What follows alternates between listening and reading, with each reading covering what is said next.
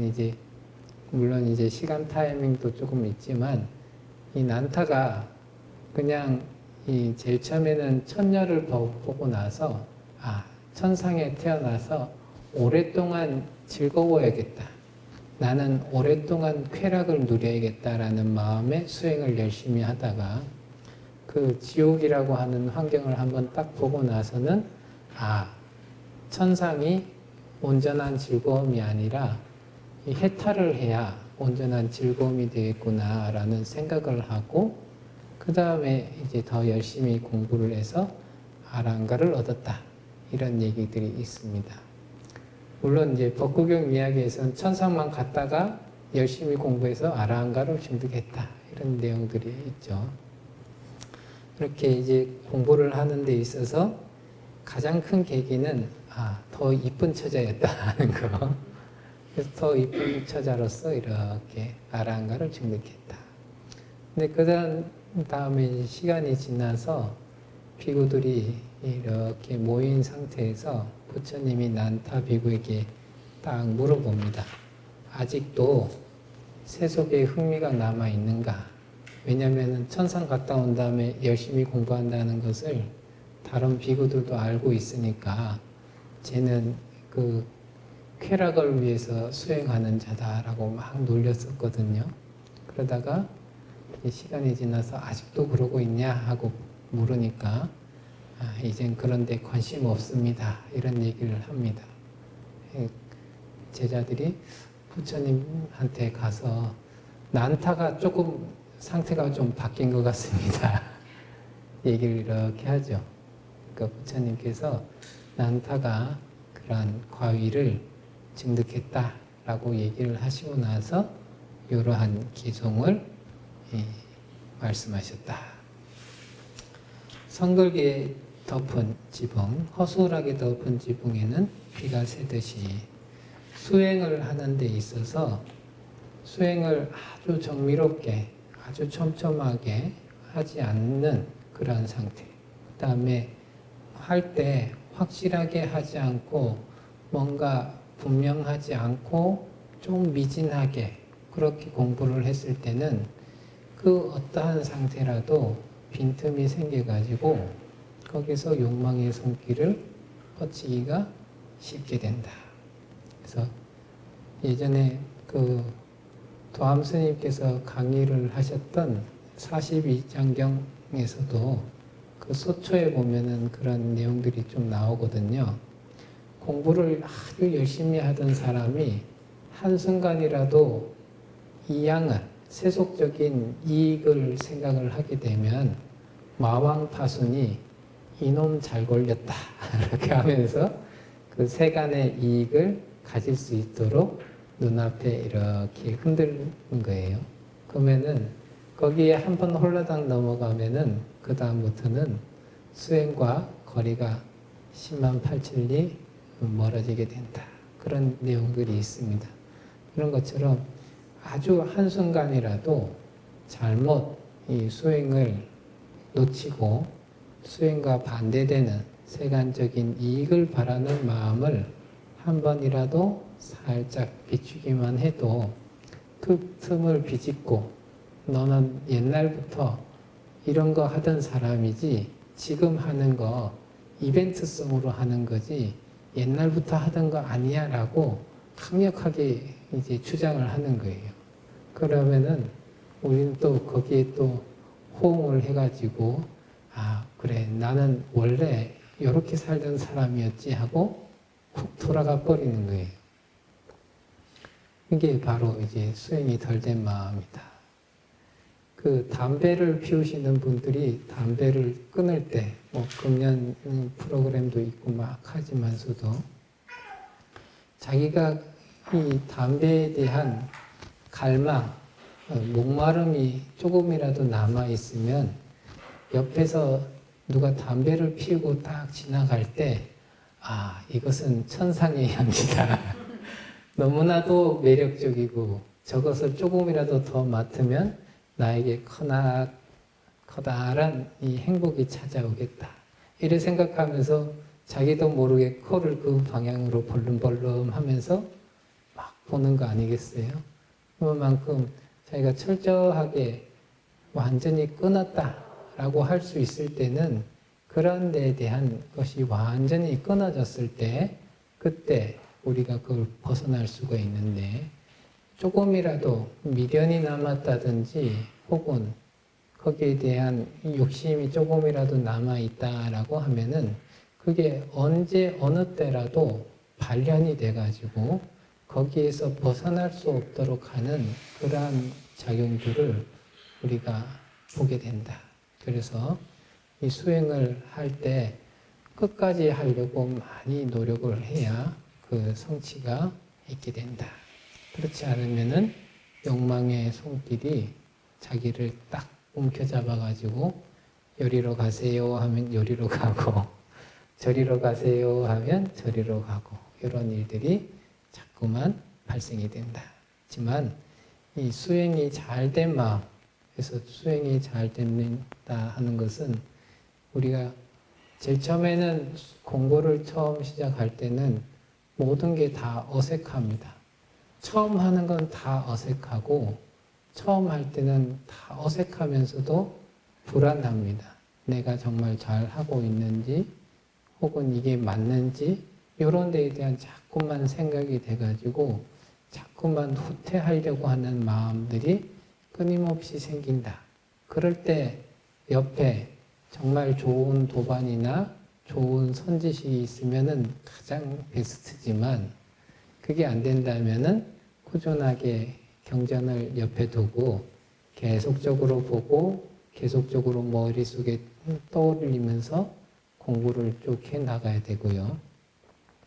그렇게 해서 그 부처님의 가르침대로 생각을 하고 행동하는 것이 익숙해져서 그런 것들이 자연스럽게 발현이 되고 유지가 되는 그러한 상태가 되면은 욕망이 스며들어서 나를 요리 가시오, 조리 가시오 할 수 있는 그러한 힘들이 매우 매우 없어지게 된다. 그래서 우리는 이 수행을 할 때 꾸준히 부지런히 할 필요가 있지 띄엄띄엄 하거나 조금만 쉬었다 하면은 우리의 상태는 언제든지 원상복구할 수 있는 그런 가능성이 굉장히 다분하다. 그래서 수행을 할 때 내가 지금 잘 되고 있는가 못 되고 있는가 하는 것은 어떻게 시험하느냐, 과거에 내가 열렬하게 좋아했던 것들을 한번 눈앞에 딱 갖다 놔보면 합니다.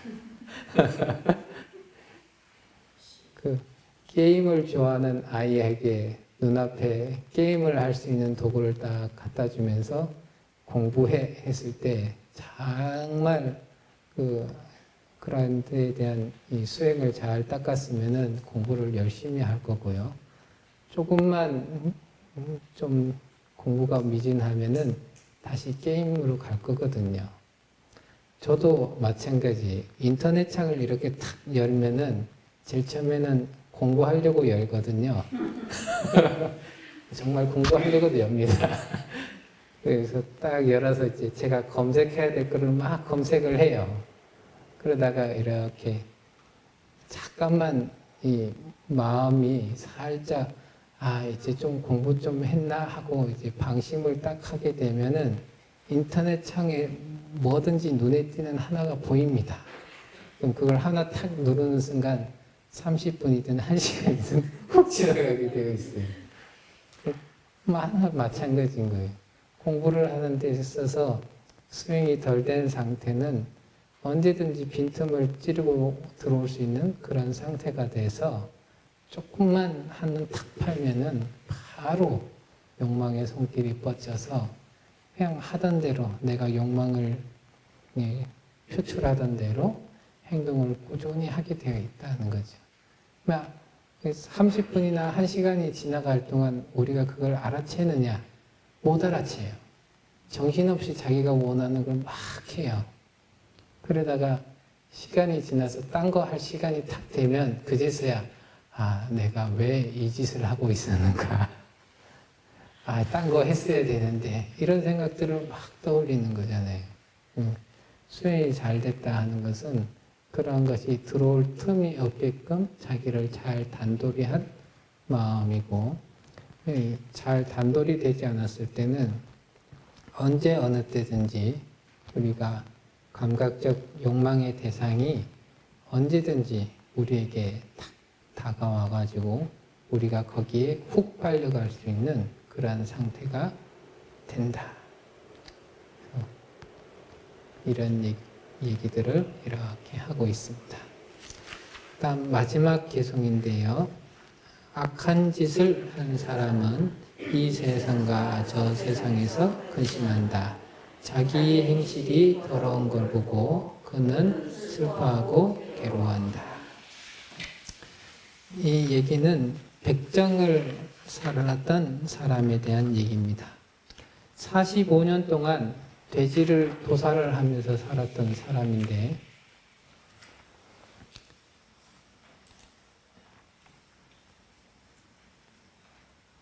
돼지를 이렇게 도살하면서 어떻게 했느냐, 조금이라도 고기의 질이 좋게 된다는 방법이 있으면 그것을 실천하는 거예요. 근데 그런 모습이 어떤 모습이냐, 돼지를 이렇게 매달아 놓고 물을 잔뜩 먹여가지고 속에 있는 것을 다 비우게 하고, 그 다음에 저도 이렇게 딱 한 번 봤었는데 잔인하다 생각했었는데 매달아 놓고 이렇게 몽둥이로 두드려 패는 거예요. 그러면은 고기 육질이 부드러워진다고. 저는 이제 개 매달아 놓은 걸 봤었는데 어릴 때 그런 것처럼 이걸 때려야 고기가 질이 좋아진다 하니까 막 매달아서 때리고 하는 등등등의 이 좋은 육질을 가지고 있으면은 비싼 값에 팔 수 있고, 비싼 값에 팔면은 자기가 이 현생을 살아가는 데 있어서 매우 도움이 될 것 같고, 그런 마음에 45년 동안 갖가지 방법으로서 돼지를 괴롭히고 죽여서 생긴 이득으로 살았던 사람이 있었습니다. 그런 사람이 죽을 때가 되니까 그 평생 저질렀던 그 악행 때문에 아비지옥이 눈앞에 현현하는 거예요. 불길이 막 치솟아 오르고, 그 상태에서 이 사람이 이 이지를 상실하고 돼지처럼 네 발로 기어다니고 돼지의 소리를 내고 돼지의 행동을 따라하고, 그렇게 있다가 사람들이 너무 보기가 어려우니까 집안에 가뒀더니 한 7일쯤 됐다가 죽게 되었다. 그래서 그러한 얘기들을 이제 부처님께 전했더니 부처님께서 그 얘기를 하시죠. 그 사람은 평생 동안 한 번도 공덕을 지은 적이 없었다. 그렇기 때문에 이번 생에서도 괴로웠지만 죽어서도 아비지옥에 태어나서 긴 세월 동안 고통을 받을 것이다. 이런 얘기를 이렇게 한 거죠. 악한 짓을 한 사람은, 악한 짓을 했다 하는 것은 스스로 이 생을 살면서 한 번이라도 다른 사람을 도와주고 또 다른 사람을 기쁘게 하고 하는 행동들을 한 번도 한 적이 없었다. 그러면은 주변의 사람들은 그 사람을 피하게 되어 있고 비방하게 되어 있고 떠나게 되어 있고 무시하게 되어 있거든요. 사람이 그러한 일들을 당하게 되면은 끊임없이 괴롭습니다. 사람으로 살아가면서 다른 사람들과 이렇게 부대끼며 살아가는데 그러한 것을 하나도 받지 못한다 하면은 이 삶이 굉장히 팍팍해지고 막 힘들어지거든요. 그래서 이번 생에서는 산다고 그렇게 고생을 해요. 그래서 자기는 나는 살 방법이 이거밖에 없어 라고 생각하면서 막 일을 하는데 그 방법 자체가 다른 이들의 고통을 주고 다른 이들의 고통에 대해서는 자기가 둔감하고 공감하지 못하는 상태에서 계속적으로 상대방한테 고통을 주는 그런 업을 자꾸 쌓다 보니까 다른 사람들이 그 사람을 볼 때 하찮하게 보고 인정하지 않고 무시하고 피하고 도망다니고 이런 일들이 꾸준히 발생이 되죠. 혹은 현대에서는 옛날에도 잘못을 저지른 사람은 성문 밖으로 추방했듯이 요즘에는 사회와 격리를 시키기 위한 장소로 그 사람들을 쭉 보내가지고 사회와 다시 소통할 수 없도록 막는 그런 일들이 이렇게 벌어지게 되죠. 그래서 살아생전에는 이 악행을 저지른 사람들이 자유를 구속받는 일들이 많이 생기죠. 그래서 우리가 아무 생각 없이 볼 수 있는 액션 영화를 참 좋아하긴 하지만 할리우드 액션이라 해가지고 미국의 이런 저런 영화를 볼 때 킬러와 관련된 영화를 보면은 항상 불안하고 항상 다가오는 사람이 나를 죽이지 않을까 경계를 바짝 하고 어떤 조그만 소리만 들려도 이게 무슨 일인갑다 생긴 것 같다 하면서 과민 반응하고 그러면서 이쪽에서 누가 나를 죽이고 찾아온다 한다면은 그 지역을 떠나서 또 딴 데로 가야 되고 그런 상황에서 막 엄청난 긴장감과 스스로에게 엄청난 스트레스를 계속 가미하면서 살아가는 삶. 그래서 거의 괴로운 삶인데 우리가 영화나 이런 매체로 봤을 땐 그런 사람들이 돈을 잘 벌고 좋은 집에서 사니까 아주 행복한 삶인 것 같은데 조금만 더 살펴보면은 극도의 긴장감과 극도의 스트레스를 받아가면서 살아가는 삶이다. 전혀 행복한 삶이 아니라 아주 괴로운 삶이다. 007 시리즈를 보면은 그 주인공이 매사를 다 의심을 해요. 매사를 다 의심하면서 막 이 사람이 나를 속이는 것은 아닌가 뭐 이런 것을 쭉 보면서 막 살아갑니다. 뭐 하나라도 안 놓치려고 노력을 하고 그 상태의 긴장감 우리가 살아가는 데 있어서 저 사람은 나의 뒤통수를 안 칠 거다. 저 사람하고 있으면은 나는 모든 긴장감을 내려놓을 수 있다. 이런 사람이 있다면은 매우 행복한 삶이고 좋은 삶인데 주위를 딱 둘러봤을 때 언젠가는 내 뒤통수 칠 놈들 이러면서 주변을 쭉 보고 있으면 그 삶이 굉장히 괴로운 삶이잖아요. 그런 것처럼 악한 짓을 한 사람은 그렇다.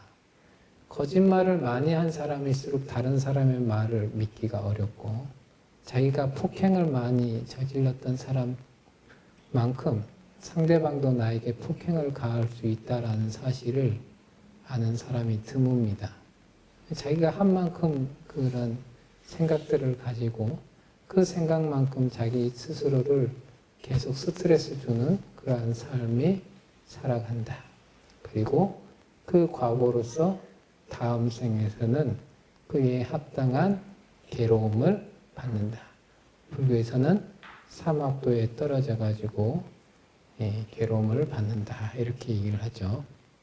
그래서 자기 생실이 더러운 것을 보고 내가 정말 더러운 행동을 했구나 하면서 이번 생에서도 슬퍼하는 거죠. 슬퍼하고 괴로워하고 다음 생에서도 돌이킬 수 없는 일이니까 내가 그런 일을 했구나 하고 거기에 따라서 그 과거로 슬퍼하고 괴로워한다. 물론 이제 개중에는 자기 그룹끼리 모르면은 자기의 업을 정당화하기 때문에 자기가 악한 짓을 했다라고 얘기하지 않죠. 소매치기가 모여있으면 소매치기 잘한 사람이 제일 좋은 사람이죠. 킬러들 사이에서는 가장 깔끔하게 죽이는 사람이 선한 사람이고 자기네들끼리 선한 사람, 악한 사람 얘기를 하게 되면은 그거는 이 부처님 법으로 봤을 때 이러한 개성이 제대로 마음에 들어가지를 않게 됩니다. 네, 부처님의 법에 근거해서 천천히 이렇게 살펴보고 하게 되면은 이러한 개성들이 정말로 그러하구나. 왜냐하면 요즘에는 이렇게 돌아보면은 도암스님 두 수업에 한번 얘기하셨듯이 지금 유런에서도 가끔씩 서로 얘기를 하는 게 또라이 불변의 법칙이라고, 주변에 한 명씩은 꼭 또라이가 있다. 그 또라이는 꾸준히 나에게 고통을 이야기한다. 이렇게 하는데 그 또라이 특성은 그 대상 때문에 내가 지금 극도의 괴로움을 받고 있다는 것 자체를 잘 못 알아채고 꾸준히 하는 경우들이 이제 많이 있죠. 그런 거를 보면 많이 보신 분들일수록 악한 짓을 한 사람이 자기 행실 때문에 나 더러운 걸 했다. 슬퍼하고 괴로워한다. 이런 걸 믿기가 어려운 거예요. 근데 또라이라 하더라도 시간이 지나서 조금만 정신이 차려지고 생각이 좀 바뀌고 입장이 좀 바뀌고 나면은 이런 생각들을 할 때가 있거든요.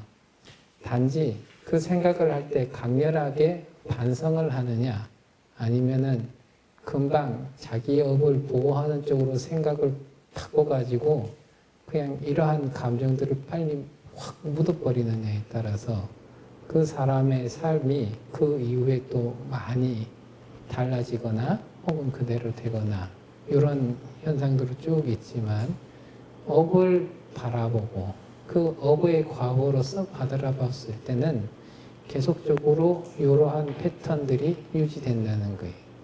악한 행동을 하고 나서 내가 잘못했구나 반성을 하는 일이 있고 후회하는 일이 반드시 생기고 그로 인해서 그 과보로 인해서든 혹은 그 사실만으로도 스스로 슬퍼하고 괴로워하게 되고 이번 생을 마치고 다음 생으로 넘어가면 혹은 다음 스테이지로 넘어가면 그로 인해서 다시 완전히 뒤바뀌어진 그런 삶을 경험하면서 끊임없이 슬퍼하고 괴로워하게 된다.